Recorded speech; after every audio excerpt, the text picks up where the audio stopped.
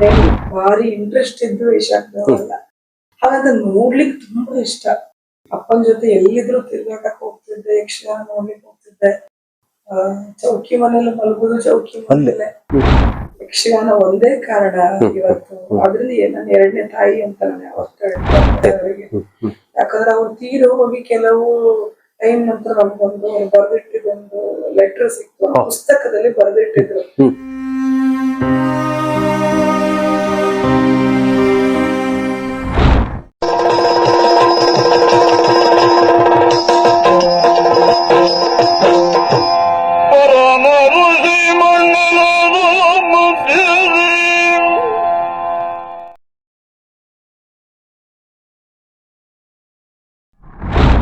ಆತ್ಮೀಯ ವೀಕ್ಷಕರಿಗೆ ಭಾವಸ್ಪಂದನ ಕಾರ್ಯಕ್ರಮಕ್ಕೆ ಪ್ರೀತಿಯ ಸ್ವಾಗತ. ಭಾವಸ್ಪಂದನ ಕಾರ್ಯಕ್ರಮದಲ್ಲಿ ಹೊಸ ಅತಿಥಿಯೊಂದಿಗೆ ಇಂದಿನ ಕಾರ್ಯಕ್ರಮವನ್ನು ಶುರು ಮಾಡಲಿಕ್ಕಿದ್ದೇವೆ. ಈ ವಾರದ ಮೊದಲ ಎಪಿಸೋಡ್ ಇದು. ಈ ಕಾರ್ಯಕ್ರಮದಲ್ಲಿ ಕುಂದಾಪುರದ ಸಮೀಪ ಕುಂಬಾಶಿಯಲ್ಲಿ ಇರತಕ್ಕಂಥ ಜನಪ್ರಿಯ ಯಕ್ಷಗಾನ ಕಲಾವಿದೆ ಅಶ್ವಿನಿ ಕೊಂಡದಕುಳಿಯವರ ಮನೆಗೆ ಬಂದಿದೆ. ಅವರೊಂದಿಗೆ ಮಾತುಕತೆ ನಾಡೋಣ.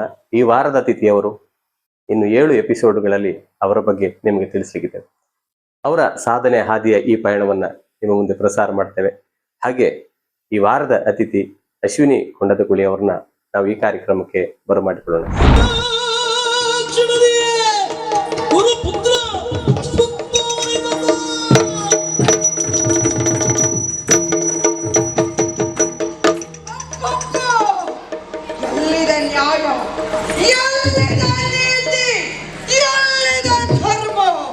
ನನ್ನ ತಂದೆಯವರನ್ನ ಮೋಸದಿಂದ ಹಚ್ಚಿ ಮುಗಿಸಿದರು, ಕಡಿದು ಮುಗಿಸಿದರು. ಪಾಂಡವರೇ, ಒಮ್ಮೆ ಕುರುರಾಯ ನನಗೆ ದುರವೀಳ್ಯವನ್ನ ಇದ್ದ ಅಂತಾದರೆ ನಿಷ್ಪಾಂಡವ ಪೃಥ್ವಿ, ನಿಷ್ಪಾಂಡವ ಪೃಥ್ವಿ, ನಿಷ್ಪಾಂಡವ ಪೃಥ್ವಿ ಎಲ್ಲಿದ್ದಾನೆ, ಎಲ್ಲಿದ್ದಾನೆ?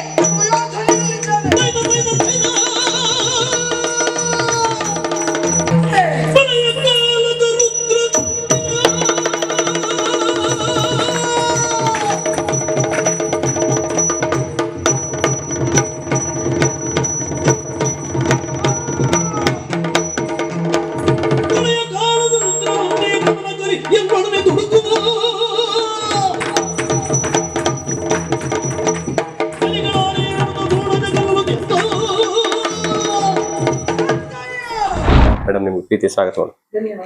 ಮೇಡಮ್, ಬಹಳಷ್ಟು ಯಕ್ಷಗಾನದಲ್ಲಿ ನಿಮ್ಮ ನಾಟ್ಯವನ್ನು ನೋಡಿದ್ದೇವೆ, ಅದೇ ರೀತಿ ಪಾತ್ರಗಳನ್ನ ನೋಡಿದ್ದೇವೆ. ನಾವು ಬಹಳ ಚಿಕ್ಕವರಿರುವಾಗ ತಾವು ಯಕ್ಷಗಾನ ರಂಗಕ್ಕೆ ಬಂದಿರಿ. ತಮ್ಮ ತಂದೆಯವರು ಜನಪ್ರಿಯ ಯಕ್ಷಗಾನ ಕಲಾವಿದರು ಕೊಂಡದಕುಳಿ ರಾಮಚಂದ್ರ ಹೆಗಡೆ ಸರ್ ಅವರು ತಮಗೆ ಮಾನಸಿಕ ಗುರುಗಳಾಗಿ ಬಹಳಷ್ಟು ನಿಮ್ಮನ್ನ ಮುಂದೆ ತಂದಿದ್ದಾರೆ. ಬಹಳಷ್ಟು ಯಕ್ಷಗಾನ ರಂಗದಲ್ಲಿ ಬಹಳಷ್ಟು ಸೇವೆ ಸಲ್ಲಿಸಿರಿ ತಾವು ಈ ಸಣ್ಣ ವಯಸ್ಸಲ್ಲಿ. ಅದರಿಂದ ತಮ್ಮ ಬಗ್ಗೆ ನಮ್ಮ ವೀಕ್ಷಕರಿಗೆ ತಿಳಿಸುವಂತ ನಮಗೊಂದು ಆಸಕ್ತಿ, ಅದೇ ರೀತಿ ವೀಕ್ಷಕರಿಗೆ ಕೂಡ ನಿಮ್ಮ ಬಗ್ಗೆ ತಿಳಿಯುವಂತ ಆಸಕ್ತಿ, ನಿಮ್ಮ ಕಲಾ ಪಯಣದ ಬಗ್ಗೆ ತಿಳಿಯುವಂತ ಆಸಕ್ತಿ ಇದೆ. ಹಾಗೆ ನಿಮ್ಮ ಬಾಲ್ಯ ಜೀವನ, ನಿಮ್ಮ ತಂದೆಯವರ ಬಗ್ಗೆ, ನಿಮ್ಮ ಯಕ್ಷಗಾನ ಆಸಕ್ತಿ ಬಗ್ಗೆ, ನಿಮ್ಮ ಶಾಲಾ ಜೀವನದ ಬಗ್ಗೆ ನಮ್ಮ ವೀಕ್ಷಕರಿಗೆ ತಿಳಿಸಿ ಮೇಡಮ್. ನಾನು ಬಹಳ ಸಣ್ಣ ವಯಸ್ಸು, ಅಂದ್ರೆ ಒಂದು 4-5 ವರ್ಷ ಹೀಗಿರುವಾಗ ಯಕ್ಷಗಾನ ಪ್ರಾರಂಭ ಮಾಡಿದೆ. ಅನಿವಾರ್ಯಕ್ಕೆ ವೇಷ ಹಾಕಿದ್ದೆ.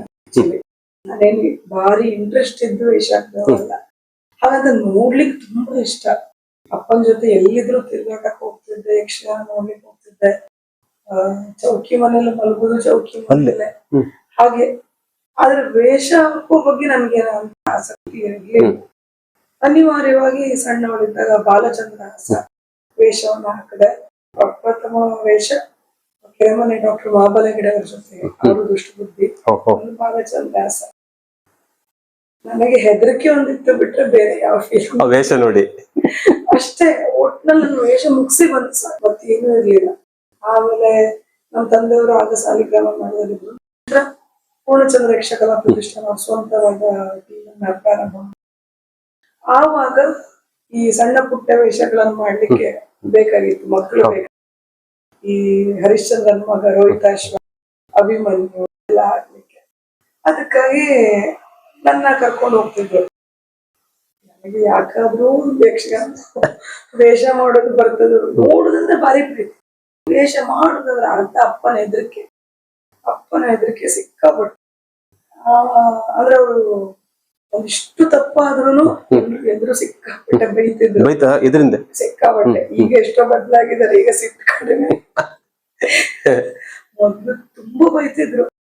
ಮನೆಗ್ ಬಂದು ಅಮ್ಮನ ಕಾಳುದು ಅಷ್ಟು. ಅರ್ಧ ಅಪ್ಪ ಇರೋದಕ್ಕೆ ನಮ್ಗೆ ವೇಷ ಮಾಡ್ಲಿಕ್ಕೆ ಭಯ, ವೇಷ ಮಾಡ್ಲಿಕ್ಕೆ ಇಷ್ಟ ಇರ್ಲಿಲ್ಲ.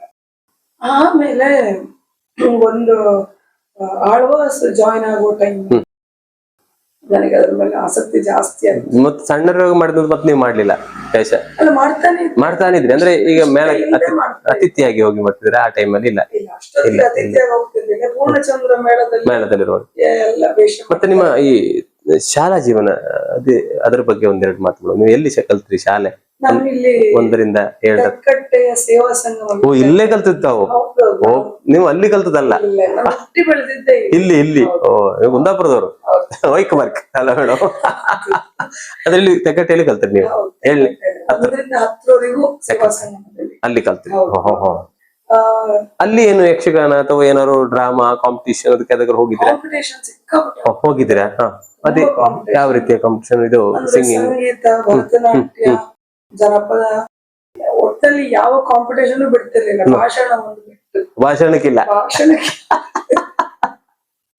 ಅದೊಂದು ಬಿಟ್ಟು ಮತ್ತೆಲ್ಲ ಕಾಂಪಿಟೇಷನ್. ಅಂದ್ರೆ ಅಲ್ಲಿ ಪ್ರೈಸ್ ಎಲ್ಲ ಬರ್ತಿತ್ತು? ಸಿಕ್ಕಾಪಟ್ಟೆ ಪ್ರೈಸ್. ಪ್ರತಿಭಾ ಕಾರಂಜಿ. ಹೌದು. ಅದು ಆಮೇಲೆ ಧರ್ಮಸ್ಥಳ ಶಾಂತಿವನ ಟ್ರಸ್ಟ್, ಇದೆಲ್ಲ ಕಾಂಪಿಟೇಷನ್ ಹೋಗ್ತಿತ್ತು. ಭಗವದ್ಗೀತೆ ಸ್ಪರ್ಧೆಗಳೆಲ್ಲ ಮಾಡ್ತಾರ ಅವರು? ಹೌದು, ಅದರದ್ದೆಲ್ಲ ಅದಕ್ಕೆಲ್ಲ ಹೋಗ್ತಿದ್ರು, ಪ್ರೈಸ್ ಬರ್ತಿತ್ತು. ತದನಂತರ 10ನೇ ಕ್ಲಾಸ್ ಆದ ನಂತರ ಎಲ್ಲಿ ಹೋದ್ರಿ ಕಲಿಲಿಕ್ಕೆ? ಫಸ್ಟ್ PU ಅನ್ನ ನಾನು ಕೋಟೆ ವಿವೇಕದಲ್ಲಿ, ಆಮೇಲೆ ಸೆಕೆಂಡ್ PU ಅಂದ್ರೆ ರಜೆಯಲ್ಲಿ ನಾನು ಅನಿಮೇಷನ್ ಸೇರ್ಕೊಂಡೆ ಮಂಗಳೂರಲ್ಲಿ. ಅದನ್ನ ಕಂಟಿನ್ಯೂ ಮಾಡ್ಬೇಕಂತ PUC ಕೂಡ ಅಲ್ಲೇ ಮಾಡಿದೆ. ಮಂಗಳೂರಲ್ಲೇ ಮಾಡಿ? ಎಲ್ಲಿ ಮಂಗಳೂರಲ್ಲಿ? ಮಾತಾ ಎಜುಕೇಶನ್ ಟ್ರಸ್ಟ್. ಆಮೇಲೆ ಡಿಗ್ರಿಯಿಂದ ಮಾಸ್ಟರ್ಸ್ ತನಕ ಆಳ್ವಾಸಲ್ಲಿ. ಅಲ್ಲೇ ಮೂಡಿದ್ರಿ? ಆಗ ನಿಮ್ಮ ಕಲಾ ವಿಭಾಗ ಅಲ್ಲಿ ಜಾಸ್ತಿ ಪ್ರೋತ್ಸಾಹ ಇದೆ ಅಲ್ಲಿ ನಿಜವಾಗಿ? ನನಗೆ ಅಡಾಪ್ಷನ್ ಸೀಟ್ ಬಂದು ಕಲೆಯಲ್ಲಿ ಅಡಾಪ್ಷನ್ ಸೀಟ್. ಅಲ್ಲಿಂದ ನನಗೆ ಅಲ್ಲಿ ಯಾವ ಡಿಗ್ರಿ ಮಾಡಿದ್ರು ಮೇಡಮ್? ಅಲ್ಲಿ ಜರ್ನಲಿಸಂ ಮತ್ತೆ ಸೈಕಾಲಜಿ ಮಾಡಿದೆ. ಆಮೇಲೆ MSc ಇನ್ ಸೈಕಾಲಜಿ ಮಾಸ್ಟರ್. ಅಲ್ಲಿ ಯಕ್ಷಗಾನ, ಥಿಯೇಟರ್ ಎಲ್ಲ ಪ್ರಾರಂಭ ಆಗಿದೆ. ಮತ್ತೆ ಇಲ್ಲಿ ಲೈಟ್ ಆಗಿತ್ತು, ಅಲ್ಲಿ ಸ್ವಲ್ಪ ಪವರ್ಫುಲ್ ಆಗಿ ಅಂದ್ರೆ ಎಜುಕೇಶನ್ ಅಲ್ಲಿ ನೀವು ಮುಗಿಸಿ ಆಳ್ವಾಸ್ ಅಲ್ಲಿ ನೀವು ಡಿಗ್ರಿ ಮಾಡ್ತಿರೋತಕ್ಕಂತ ಒಂದು 3 ವರ್ಷಗಳ ಕಾಲ ಅಲ್ಲ ಮೇಡಮ್? 3 ವರ್ಷ 5 ವರ್ಷ ಇತ್ತು ಆ ಕೋರ್ಸ್. 5 ವರ್ಷಗಳ ಕಾಲ ಅವರ ಇದರಲ್ಲಿ ಹೋಗ್ತಿದ್ರ ತಾವು ಆಳ್ವಾಸ್ ಇದರಲ್ಲಿ? ಅಲ್ಲಿ ಯಕ್ಷಗಾನ ಪಾತ್ರ ಬರ್ತಿದ್ರ? ಅಲ್ಲಿ ಯಕ್ಷಗಾನ ಅವ್ರದ್ದು ಟೀಮ್ ಇದೆಯಲ್ಲ ಒಂದು ಎಲ್ಲ ಕಡೆ ಹೋಗೋದ, ಅದರಲ್ಲಿ ಹೋಗ್ತಿದ್ರ? ಫಸ್ಟ್ ಟೈಮ್ ಫಾರಿನ್ ಹೋಗಿದ್ದು ಆಳ್ವಾಸ್. ಹೋಗಿದ್ರೆ ಅದರಲ್ಲಿ ಹೋಗಿದ್ದೀರಾ? ಅದ್ರಿಂದ ಆಳ್ವಾಸ್ ಹೋದ್ಮೇಲೆ ನಾಟಕ, ಯಕ್ಷಗಾನ, ತೆಂಕುತಿಟ್ಟು ಯಕ್ಷಗಾನ, ಅದು ಭಾಗವತಿಕೆ ಎಲ್ಲ ಸ್ಟಾರ್ಟ್ ಆಗಿದ್ದು ಆಳ್ವಾಸ್. ಹಾಗೆ ಅಂದ್ರೆ ನಿಮ್ಮ ಈ ಬಾಲ್ಯದ ಪಯಣದಲ್ಲಿ ನಿಮ್ಮ ತಂದೆಯವರ ಹೆಸರು ಗೊತ್ತಿದೆ, ರಾಮಚಂದ್ರ ಹೆಗಡೆ ಸರ್ ಅವರು. ತಾಯಿಯವರ ಬಗ್ಗೆ, ನಿಮ್ಮ ಸಹೋದರಿಯರ ಬಗ್ಗೆ ಒಂದೆರಡು ಮಾತುಗಳು. ನಮ್ಮ ತಾಯಿಯವರು ದಿವಂಗತ ಪೂರ್ಣಿಮಾ ರಾಮಚಂದ್ರ ಹೆಗಡೆ. ನಾನು PU ಹೋಗುವ ಸಂದರ್ಭದಲ್ಲಿ ಅವರದ್ದು ಡೆತ್ ಆಯ್ತು. ಅದ ನಾನು ಯಕ್ಷಗಾನಕ್ಕೆ ಯಾವಾಗ್ಲೂ ಹೇಳ್ತಾ ಇರ್ತೇನೆ, ನಾನು ಇವತ್ತೇನಾದ್ರೂ ಮನುಷ್ಯರಾಗಿದ್ದಿದ್ರೆ ಅದಕ್ಕೆ ಯಕ್ಷಗಾನ ಒಂದೇ ಕಾರಣ. ಯಾವ ಮನುಷ್ಯರು ಕಾರಣ, ಮತ್ತೆ ಯಾವ ಸಂಬಂಧಗಳು ಕಾರಣ, ಯಕ್ಷಗಾನ ಒಂದೇ ಕಾರಣ ಇವತ್ತು. ಅದ್ರಲ್ಲಿ ನನ್ನ 2ನೇ ತಾಯಿ ಅಂತ ನಾನು ಯಾವತ್ತೂ ಹೇಳ್ತಾ ಇರ್ತೇನೆ.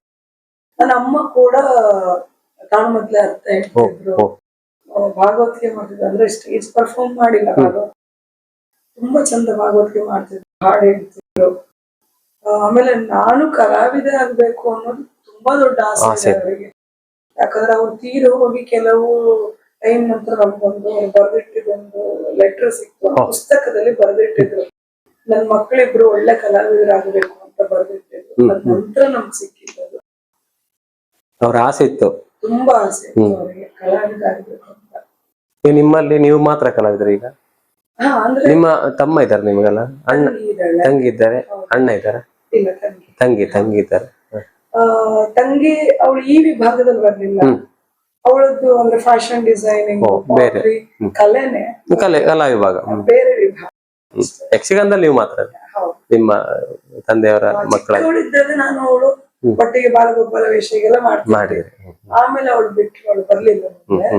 ನಾನು ಕಂಟಿನ್ಯೂ. ಇದೆಲ್ಲ ಒಂದು ಅಂತ ಹೇಳೋದು ಅದೊಂದು ಟೈಮ್ ಅಂದ್ರೆ ಹೀಗೆ ಇರ್ಬೇಕು ಅಂತ ಇರ್ತದೆ ಕೆಲಸ.